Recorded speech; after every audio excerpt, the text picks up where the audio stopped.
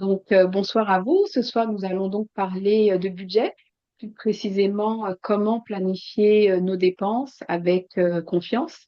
Donc, pour mener la discussion, j'ai le plaisir de vous présenter notre animatrice pour la soirée. Il s'agit de Malak Fertous, qui anime avec passion le programme Mes finances, mes choix au sein du Centre d'éducation financière EBO.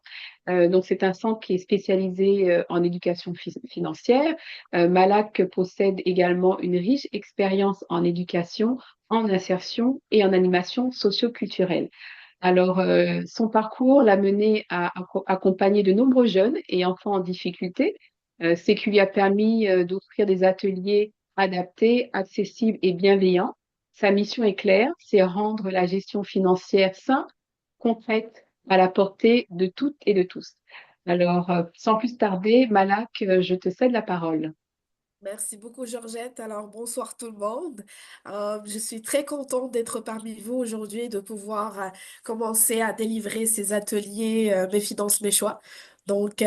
Comme Georgette l'a dit, je suis animatrice du programme Mes finances, mes choix au Centre d'éducation financière EBO qui est situé à Ottawa, à Vanier plus précisément. Avant de commencer notre atelier, j'aimerais juste faire une petite présentation de nos services à EBO. Donc, euh, Notre centre est un centre communautaire à but non lucratif. On offre plusieurs services gratuits pour la communauté. On offre la consultation budgétaire pour les personnes qui ont des difficultés à gérer leur argent ou à gérer leurs finances personnelles. On essaie de leur guider pour devenir plus indépendants financièrement. Ensuite, on offre aussi la déclaration d'impôt, bien sûr, gratuitement, que ce soit pour l'année courante ou pour 10 ans de retard d'impôt, de déclaration d'impôt. Donc, on est le seul centre à le faire ici à Ottawa. Aussi, on peut aider toute personne à accéder aux bénéfices pour les programmes canadiens, plus précisément pour les gens à faible revenu ou les nouveaux arrivants ou même les étudiants. Et aussi, on offre des ateliers Mes finances, mes choix, dont je suis responsable de les délivrer dans l'Ouest et le centre d'Ottawa. Donc aujourd'hui, on va parler, discuter un petit peu du budget, comment faire son budget, comment calculer et planifier son budget, et aussi parler de l'utilité d'avoir un budget mensuel, ce qui est très important. On va commencer par les objectifs. On va voir à quoi sert un budget. Quelles sont les étapes de la planification budgétaire, c'est-à-dire que si vous voulez faire votre budget, comment on peut le réaliser et comment faire, bien sûr, un budget mensuel basé sur nos dépenses mensuelles et bien sûr le revenu qu'on reçoit chaque mois. Alors, première question. Qui d'entre vous a déjà fait ou a déjà eu l'expérience de faire son budget? Vous pouvez participer, que ce soit avec vos micros ou sur le chat. Je suis là pour accueillir vos expériences. Allez-y, je vous en prie. Pas moi. J'ai été défiée par un budget plusieurs fois. D'accord, très très bien. Et c'était quoi l'objectif en fait de faire ce budget? Est-ce que vous aviez un projet à réaliser ou est-ce que Mm. juste vous Non, pouvez nous juste pour parler un petit peu? Oui? simplement pour connaître les finances personnelles. Très bien, Ah, très très oui. bien, très bien. Le budget, bien sûr, ça sert bien sûr à nous donner une certaine visibilité claire sur nos opportunités et aussi de voir combien on dépense pour chaque chose. Parce que des fois, même si on veut pas réaliser des projets avec ce budget, même si on n'a pas des objectifs, mais c'est juste en fait le fait de voir combien on dépense pour chaque catégorie. Là, ça donne quand même une vision claire sur combien on dépense pour chaque chose, ce qui est très, très important. Donc, je vois aussi sur le chat, il y en a qui écrivent sur le chat. Euh, Danielle, je n'en ai pas encore fait, donc elle n'a pas encore eu l'expérience. Shona, moi non plus, pas encore. Et aussi Danielle qui rajoute, parfois c'est juste pour tout planifier et ne pas se retrouver au rouge. C'est ça, exactement. Des fois c'est juste pour gérer et c'est juste pour la gestion financière. C'est même pas pour planifier des projets. Très, très bien. Donc, euh, Pour les participants ou les participantes qui n'ont pas eu encore l'expérience de commencer à faire leur budget, je vais vous dire que c'est le moment idéal de commencer à le faire parce qu'on va le faire ensemble et on va bien sûr savoir comment on peut le planifier ensemble et le préparer ensemble. Et je rajoute aussi que au centre EBIO, on aide aussi toute personne à faire son budget mensuel, bien sûr personnalisé, en se basant sur son revenu, en se basant sur les dépenses, les remboursements de prêts, etc. Donc, si vous voyez que vous êtes dans le besoin d'avoir cette consultation, vous pouvez juste nous contacter, prendre un rendez-vous. On peut servir que ce soit en français ou en anglais, à distance, en présentiel. Donc, tout dépend de votre demande. Alors, on va commencer par cette situation de départ. Donc, Malik veut voyager en Italie. Il a 1 000 $ en économie et il gagne chaque mois 2 850 $. Son voyage lui coûtera 2 200 $. À votre avis, quand est-ce que Malik pourra-t-il payer son voyage? Dans 6 mois, dans un an ou dans 2 ans? Alors, il a déjà épargné 1 000 $ et il gagne comme revenu mensuel 2 850 $. Et son voyage lui coûtera 2 200 $. À votre avis, quand est-ce qu'il pourra payer pour ce voyage? Il n'y a pas assez d'informations pour choisir la bonne réponse. C'est ça, c'est Il manque ça. un peu ses dépenses, là. Qu'est-ce qui lui reste comme argent Ex- qu'il peut économiser en plus? Exactement. C'est très, très bien. Très, très bien, mesdames. Donc, c'est ça la bonne réponse. C'était juste une question piège de départ pour voir l'utilité du budget et voir, bien sûr, euh, l'objectif d'avoir un budget, comme vous avez dit, mesdames, c'est que on n'a pas beaucoup d'informations. On ne sait pas combien il épargne chaque mois. On ne sait pas s'il a des dépenses fixes ou bien des dépenses variables. On ne sait pas s'il a des prêts à rembourser ou d'autres charges à payer.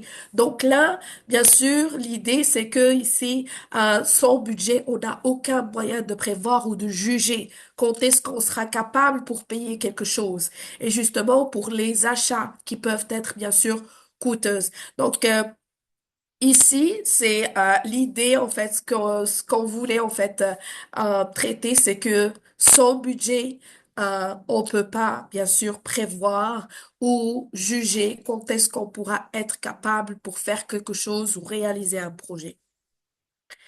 Très bien. Donc là, on va passer à la définition du budget. D'accord? Si on veut le définir. Alors, un budget, ça sert bien sûr à gérer les montants qui entrent et qui sortent de notre compte personnel, bien sûr, pour nous aider à prendre des décisions éclairées. Donc, comment on peut le faire? On peut juste prendre un papier, un crayon ou utiliser Excel ou Word ou même des fois utiliser des applications en ligne qui peuvent être bien sûr gratuites. Donc le principe c'est quoi? C'est de gagner ou de calculer ce que tu gagnes moins ce que tu dépenses chaque mois. Comme ça, tu auras de l'argent ou bien des dollars pour tes projets. Donc le budget, ça sert à quoi? Ça sert bien sûr à nous donner une certaine visibilité sur nos opportunités financières, voir les projets qu'on peut atteindre ou réaliser et bien sûr ou aussi préciser la période qu'on va bien sûr euh, préparer pour ce projet et aussi être capable de gérer nos dépenses mensuelles, ce qui est très important parce que des fois je vous j'aimerais juste partager avec vous des expériences qu'on a eues dans notre centre. Des fois même avec des personnes qui ont un revenu qui est bien sûr très bien, si on veut dire. Ils n'ont pas un faible revenu, mais ils sont aisés, si on veut dire, et ils n'arrivent pas à gérer leur argent. Donc, je vous cache pas que le revenu ou bien la taille du revenu n'a aucune relation par rapport à la gestion des finances. Parce que je connais aussi des gens qui avaient toujours un faible revenu, mais qui arrivaient à gérer leur argent à l'aide d'un budget, à l'aide d'une bonne gestion financière. Donc, s'il vous plaît, si vous n'avez pas encore commencé à faire votre budget et vous avez un revenu qui est bien sûr stable, si on veut dire, essayez de commencer à faire votre budget. C'est très important. Alors là, on va passer aux étapes de la planification budgétaire. Donc, si vous voulez faire votre budget, comment vous pouvez le faire? Première étape, c'est de trouver votre source de motivation, quelque chose qui vous tient à cœur, quelque chose que vous aimeriez réaliser, d'accord? Donc, une source de motivation qui va quand même vous donner euh, le sentiment de cette persévérance et de vouloir atteindre un objectif, ce qui est très important. Ensuite, on a faire les prévisions budgétaires, c'est-à-dire de voir ou de faire un tableau des estimations, ce que vous estimez dépenser pendant le mois, y compris les dépenses fixes, c'est-à-dire les dépenses que vous aurez chaque mois à payer, et aussi les dépenses variables. Vous posez quand même des estimations, ce que vous pouvez dépenser pour ces dépenses aussi. Donc ici, on peut même inclure, comme vous voyez en bas, on peut même inclure une case de l'épargne qui inclut les fonds de prévoyance, d'accord, pour gérer les urgences, pour gérer les imprévus, d'accord, et aussi les projets que vous voulez réaliser, que ce soit à court terme, à moyen terme ou à long terme. Donc, si je peux résumer, donc là, bien sûr, on a un tableau, un premier tableau des estimations, d'accord, budgétaire qui inclut l'ensemble des dépenses que vous voyez, que vous pouvez avoir pendant le mois et inclut l'épargne aussi. Ensuite, on a la mise à jour du budget avec les chiffres réels. C'est-à-dire que pour le premier tableau, vous avez les prévisions, les estimations, mais le deuxième, vous avez les chiffres réels que vous avez eus pendant le mois, bien sûr. Ici, on a l'exemple. Pendant le mois de janvier, on a fait des dépenses par-ci, par-là, et on voudrait faire notre budget, d'accord? Donc, la quatrième étape, ça va être la comparaison entre ces deux tableaux. Alors, si on veut comparer les deux tableaux, où est-ce que vous voyez les écarts? Euh, je vois quelque chose, une différence dans épicerie, Malak. C'est ça, exactement. Donc, l'épicerie, on a estimé de dépenser 475 $, mais on a dépensé moins, ce qui est très positif. Très bien. D'autres choses, d'autres comparaisons? Où est-ce que vous voyez je vois, il y en a qui écrivent sur le chat. Alors, sortie, très très bien. Donc, on a estimé de dépenser 300 $ pour les sorties, mais on a dépensé plus. Donc, c'est un petit peu négatif, si on veut dire. Pharmacie aussi. Donc, on a estimé de dépenser 60 $, mais on a dépensé beaucoup plus. Donc, peu importe, par exemple, pendant ce mois-ci, cette personne est tombée malade. Donc, elle avait des problèmes de santé ou elle avait besoin de s'acheter des médicaments de plus. Aussi, je vois Daniel qui rajoute l'achat de vêtements. Exactement. Donc, on a estimé de dépenser 100 $, mais on a dépensé beaucoup plus. D'accord? Donc, 186 $, ce qui dépasse bien sûr les estimations. Très bien. Alors, si on voit la balance, voyez que pour les estimations, on a estimé de dépenser la totalité de notre revenu. Mais pendant le mois de janvier, on a 9 $ qui nous restent dans la balance. Ça veut dire quoi d'avoir de l'argent dans votre balance, à votre avis?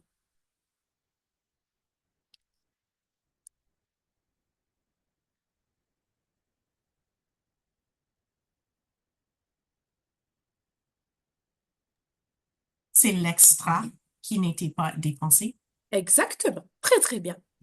C'est ça. Donc, avoir de l'argent dans votre balance, c'est l'extra, bien sûr, que vous avez, bien sûr, cumulé dans votre balance, ce qui est bien. Donc, si vous voulez faire votre budget et réussir à faire votre budget, votre balance doit être soit neutre à 0 $ ou positive. Si votre balance est négative, à ce moment-là, c'est que ça veut dire que pour le mois prochain, vous aurez une dette à rembourser, ce qui n'est pas bien. Et là, il faut bien sûr analyser une deuxième fois votre budget et voir où est-ce que vous pouvez faire ou réduire des dépenses. D'accord? Donc, l'idée générale, ce qu'on doit garder en tête, c'est que lorsque vous faites votre budget justement pour le mois et dans les prévisions, mais pour le mois, il faut avoir une balance positive ou neutre. Si votre balance est négative, là, bien sûr, ça pose problème. Ça veut dire que pour le mois prochain, vous aurez un crédit, vous aurez une dette à rembourser, ce qui n'est pas bien. Très, très bien. Donc, on va passer à la quatrième étape. Donc, l'exercice qu'on a fait ensemble, c'est de pouvoir comparer les deux tableaux, les prévisions et les chiffres réels et voir les écarts, où est-ce que vous avez vraiment de grands écarts. Là, il faut bien sûr voir comment réduire ses dépenses et voir est-ce qu'il faut réduire quelque chose ou réduire des dépenses, etc. Donc là, bien sûr, ce sont les étapes de la planification budgétaire. Donc, si vous voulez faire votre budget, essayez de voir ou de planifier pour quelque chose qui va être, bien sûr, une source de motivation pour nous.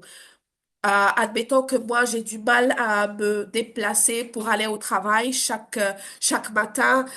J'arrive en retard le soir à la maison et du coup, ça commence à me poser des problèmes. Donc, m'acheter une voiture, ça peut être pour moi une source de motivation. D'accord? Donc, pour avoir cette voiture, il faut quand même planifier pour l'acheter. D'accord? Que ce soit neuf ou d'occasion ou usé, l'essentiel pour moi, c'est d'acheter une voiture et d'avoir un certain confort pour me déplacer. Vous voyez? Donc, comment je pourrais réussir ou planifier? Je pourrais juste faire un budget et commencer à calculer combien il me faut à épargner chaque mois pour réussir à avoir cette voiture. Donc, j'ai donné juste un exemple pour clarifier les types de projets qu'on peut avoir pour et planifier avec un budget. Que ce soit à court terme, à moyen terme ou à long terme, que ce soit un petit projet ou un grand projet, d'accord?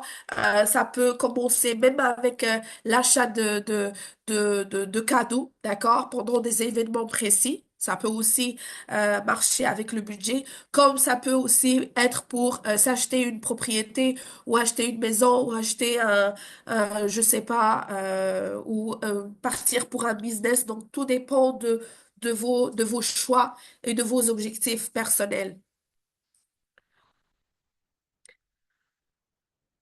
Alors là, on va voir un petit peu les types de dépenses qu'on peut avoir pendant le mois. Donc, on va commencer par les dépenses fixes. Donc, les dépenses fixes, bien sûr, ont un montant fixe ou semblable d'un mois à un autre. C'est-à-dire que chaque mois, vous allez payer le même montant, bien sûr, sur une longue période, avec une fréquence régulière. C'est-à-dire que chaque mois, vous allez payer le même montant. Comme par exemple, on a bien sûr l'Internet, le téléphone cellulaire, on a aussi le loyer ou le prêt hypothécaire, ou même les remboursements de prix. Alors, si, par exemple, j'ai un prêt auto, d'accord? J'ai acheté une voiture avec un financement et je dois rembourser chaque mois 400 $ ou 500 $ sur une durée de 6 ans ou 7 ans ou 5 ans. Donc, pendant cette durée, chaque mois, je vais payer le même montant. Et pour moi, le remboursement de ce prêt auto, ça va être bien sûr une dépense fixe. Passons maintenant au deuxième type, qui est bien sûr, qui sont les dépenses variables, qui ont un montant qui change d'une fois à une autre, avec une fréquence qui peut être régulière ou irrégulière. Lorsqu'on parle d'une dépense variable, avec une fréquence régulière, c'est-à-dire que chaque mois, vous allez faire cette dépense, mais avec des montants qui changent d'une fois à une autre. Par exemple, pour l'électricité, chaque mois, vous allez payer votre hydro. Chaque mois, vous allez payer votre gaz si vous le payez chaque mois, d'accord? Et bien sûr, le montant peut changer d'une fois à une autre selon votre consommation. Je donne un autre exemple d'une dépense variable avec une fréquence irrégulière. Alors, acheter des cadeaux. D'accord? Donc, c'est une dépense variable. Vous n'allez pas vous acheter ou acheter à vos proches les cadeaux chaque mois. D'accord? Mais si vous allez les acheter, ça va être bien sûr avec des montants qui changent d'une fois à l'autre. J'ai donné juste des exemples pour pouvoir faire la comparaison entre une fréquence régulière, c'est-à-dire que chaque mois, vous allez faire une dépense, mais avec des montants qui changent, et aussi les fréquences irrégulières, c'est-à-dire que ça va être ce mois-ci en novembre et après ça va être en janvier ou en mars, etc. Donc tout dépend des événements que vous pouvez avoir. Donc ici, comme par exemple l'épicerie, les restaurants, les sorties et l'achat de cadeaux. Alors, je reviens à une autre question, d'accord? On va essayer de traiter un petit peu une situation de prêt auto, de remboursement de prêt auto à 2 semaines. Donc, Sarah paye 200 dollars chaque 2 semaines pour rembourser son prêt auto. Pour faire son budget mensuel, elle doit calculer le montant que ses dépenses occasionnent pour elle chaque mois, bien sûr, sur l'année. À votre avis, comment doit-elle faire pour calculer le montant mensuel qu'elle rembourse pour ce prêt auto sur l'année? Ce qu'elle pourrait multiplier par 26, Multiplié par 26, on peut le faire aussi, d'accord? 61 Donc, semaines dans multiplié l'année. par 26 et aussi le diviser par 12. Ouais, par 12. Oui. Ça peut être aussi une formule pour le calculer, mais j'aimerais vous proposer une autre formule, d'accord? C'est presque la même, mais si vraiment on veut préciser le montant mensuel sur l'année, donc là on prend, ou bien on calcule le total par semaine, donc on prend 200 dollars divisé en deux, ça donne 100 dollars. Ensuite, on va prendre le nombre de semaines par an. Donc, on a 52 semaines par an, par année, ce qui est bien sûr ce qui rend ici 5200 dollars par an. Elle paye pour son prêt auto. Et ensuite, on va le diviser par 12, d'accord, pour savoir le montant mensuel, qui est ici 433,33 cents par mois sur l'année. Donc, vous voyez, parce que j'avais des participants qui m'ont dit, oui, on peut prendre juste 200 dollars, multiplier par deux, et ça va nous donner combien ils payent chaque mois. Alors, si on prend cette formule, ça va être 400 dollars. Mais nous, on veut vraiment savoir le montant précis qu'elle paye chaque mois sur l'année. Et ce qui dépasse les 400 dollars, là, on voit que c'est 433 dollars, 33 cents. Donc, c'est pas la même chose. On peut aussi voir la formule que Shona, si je me trompe pas, c'est qu'elle a dit. Oui, on peut le faire aussi. Ça peut, bien sûr, calculer le montant mensuel sur l'année. Alors, une autre situation. Donc, Malik décide d'épargner chaque mois 100 dollars pour son voyage. À votre avis, quelle est la meilleure façon d'épargner cet argent? Inclure le 100 dollars dans la liste des dépenses mensuelles ou bien générer une balance ou bien un surplus de 100 dollars dans sa balance. C'est-à-dire au lieu d'avoir une balance à 9 dollars ou à 0 dollars, il doit avoir une balance à 100 dollars chaque mois. À votre avis, quelle est la meilleure façon d'épargner de l'argent? Inclure le 100 $ dans ses dépenses mensuelles. Très, très bien. Excellent. Vraiment, c'est la meilleure façon et la meilleure option pour épargner de l'argent. Alors, si vous voulez réussir vos projets, si vous voulez réaliser vos projets, d'accord, avec de l'épargne, essayez de considérer l'épargne comme une dépense fixe. C'est comme si vous allez payer votre loyer. Alors, si vous avez un loyer de 2000 dollars ou de 1800 dollars ou de 2400 dollars chaque mois, d'accord? Alors, chaque mois, ça va être le même montant pour le loyer. Faites la même chose pour l'épargne.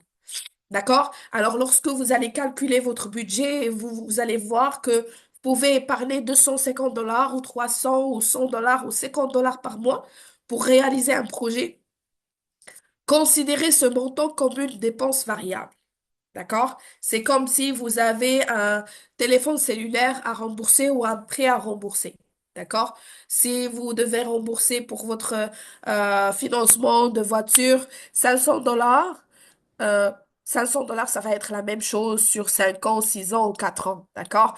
Considérez l'épargne comme une dépense fixe. C'est la meilleure façon. Je vais pas vous dire que la deuxième option n'est pas valable.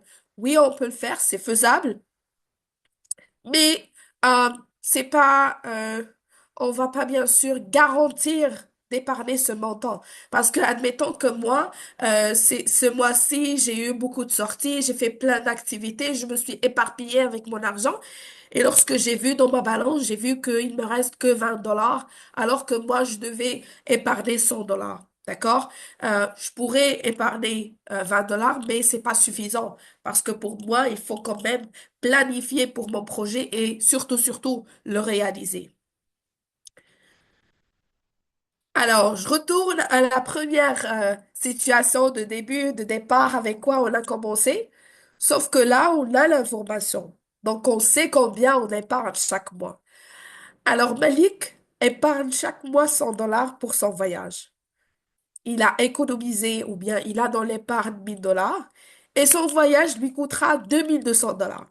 À votre avis, quand est-ce qu'il pourra payer pour son voyage? Dans 6 mois, dans un an ou dans 2 ans? À votre avis?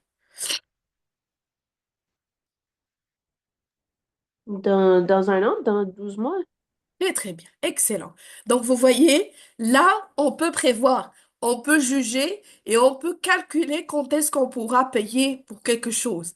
Donc, contrairement à la première situation avec quoi on a commencé, on n'avait pas l'information. On ne savait pas combien il épargne chaque mois ou bien combien il fait quand même à épargner de l'argent chaque mois, combien on ne sait pas le montant. D'accord? Donc ici, on a quand même le montant exactement, en fait, combien il épargne chaque mois. Et du coup, on peut prévoir, on peut juger quand est-ce qu'on sera capable pour faire quelque chose ou réaliser quelque chose. Donc là, bien sûr, pour cette situation, il pourra payer pour son voyage dans un an, bien sûr, et se faire plaisir. Et bien sûr, ça va être l'atteinte de son objectif, ce qui est très bien. Alors, là, on va essayer de conclure avec les moments clés pour faire un budget. Alors, quand est-ce que je dois commencer à réfléchir à faire mon budget? Lorsque je veux réaliser un projet. C'est très important. D'accord? Donc, j'aimerais aller en voyage, visiter une nouvelle culture, un nouveau pays, ou aussi aller visiter mes proches, ma famille, etc. Ou avoir un événement, se préparer pour cet événement, d'accord? Ou s'acheter une voiture, s'acheter une maison, être plus indépendant ou indépendante financièrement ou même avoir un style de vie que j'aime, d'accord, que j'aimerais avoir, ou même planifier pour les études de mes enfants, ou financer les études, etc. Donc là, bien sûr, les projets, ça diffère d'une personne à une autre. Et je rajoute que les projets, bien sûr, ça peut être, bien sûr, un petit projet à court terme, à réaliser à court terme, ou à moyen terme, ou à long terme. Ensuite, lorsque je deviens autonome financièrement, c'est-à-dire que j'ai quand même un revenu qui est stable, d'accord? Et là, bien sûr, je pourrais commencer à faire mon budget.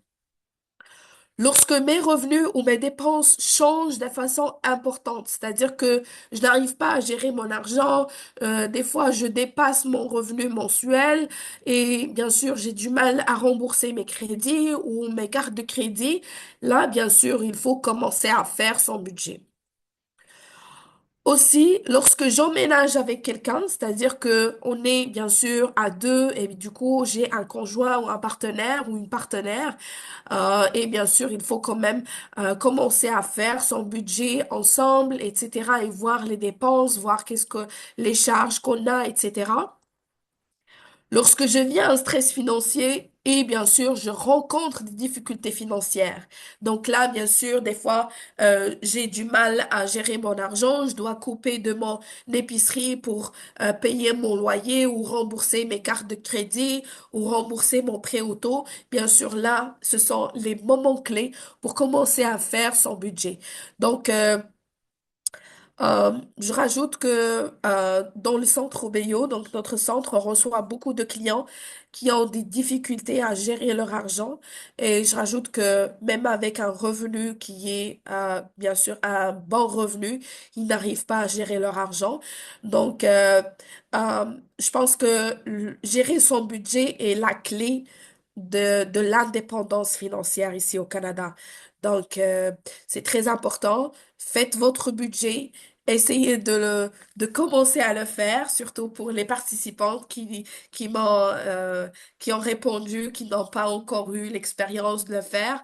Essayez de le faire et justement, vous pouvez juste appliquer les étapes de la planification budgétaire. Et bien sûr, n'hésitez pas si vous avez des questions ou ou des suggestions ou même envie d'avoir des informations sur le budget. Je suis là pour ça. Alors, avant de finir, je vois des, des, euh, des réponses sur le chat. Y a-t-il une application que vous conseillerez pour établir son budget gratuite?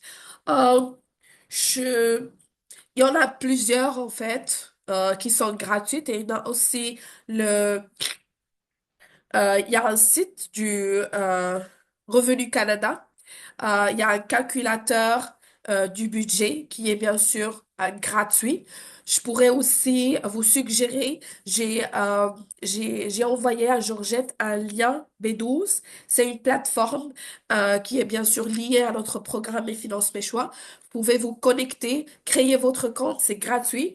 Et juste après cet atelier, vous pouvez accéder à des exercices, des quiz sur les mêmes unités, les mêmes sujets qu'on a pu traiter ensemble. Vous aurez aussi accès à une boîte à outils, bien sûr avec les supports papier, les supports que vous pouvez avoir pour élargir vos connaissances sur le budget ou sur les autres sujets qu'on va voir ensemble. Donc, aussi, n'hésitez pas si vous voulez clarifier d'autres choses après ou si vous voulez avoir des informations, vous pouvez nous contacter ou me contacter si possible. Bien sûr, je serai là, bien sûr, pour accueillir vos questions. Donc, on est arrivé à la fin de notre première séance. Ça a été un plaisir pour moi. On peut juste conclure avec cette phrase. Donc, ton budget te permet bien sûr de comprendre tes habitudes de consommation, connaître ta situation financière et aussi savoir s'il faut demander de l'aide à un expert ou à un consultant budgétaire, ce qui est très important. Donc, n'hésitez pas si vous avez des questions ou avec plaisir, Daniel. Ça me fait vraiment plaisir de pouvoir partager avec vous cette première séance. C'est ma première avec le PPE et ça m'a fait plaisir vraiment, Georgette. Je rajoute aussi, pour ne pas oublier, j'ai un petit sondage sur le chat. Je vais le recopier euh, en bas pour juste le voir. J'aimerais bien sûr que vous puissiez en fait le remplir. Ça va bien sûr nous aider à avoir vos feedbacks par rapport à nos services et par rapport à cette séance qu'on a pu avoir ensemble. Donc, n'hésitez pas de partager vos suggestions. Merci beaucoup. Merci beaucoup, Malak, pour la présentation et puis les bonnes astuces que tu nous as données. Ça m'a permis de repenser encore à comment je vais améliorer ma gestion financière que je fais Oui, de temps en temps, j'avoue. oui, oui, Mais oui. merci beaucoup pour la présentation. Donc oui, Malak a annoncé, oui, un peu plus tôt, un outil qui permet en ligne d'effectuer votre budget. Je vais pouvoir vous l'envoyer par courriel de suivi. Donc, je vous mettrai tous les liens pour avoir l'information.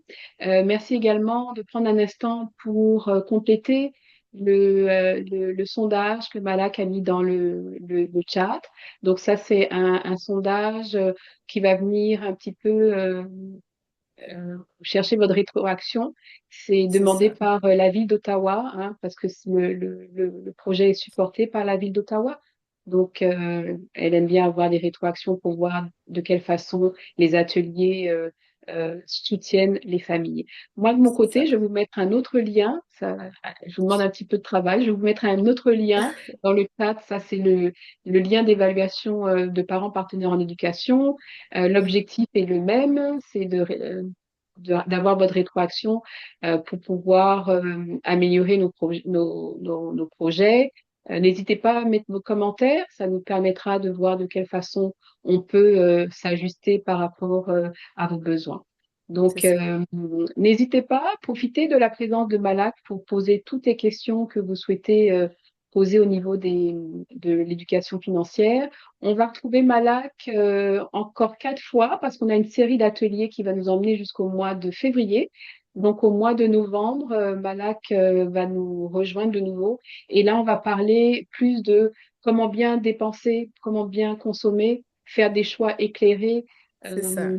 par rapport aux achats, hein. C'est bien ça, Malak? Oui, oui, oui, oui. L'achat réfléchi.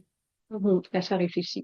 Donc, n'hésitez pas à poser vos questions dans le chat. On va profiter de la présence de Malak. Euh, je, je pense que dans la présentation, il y a également les coordonnées de Malak. Donc, vous pouvez joindre le centre BO pour des questions supplémentaires si vous avez besoin d'appui C'est par ça. rapport à une situation spécifique. Oui.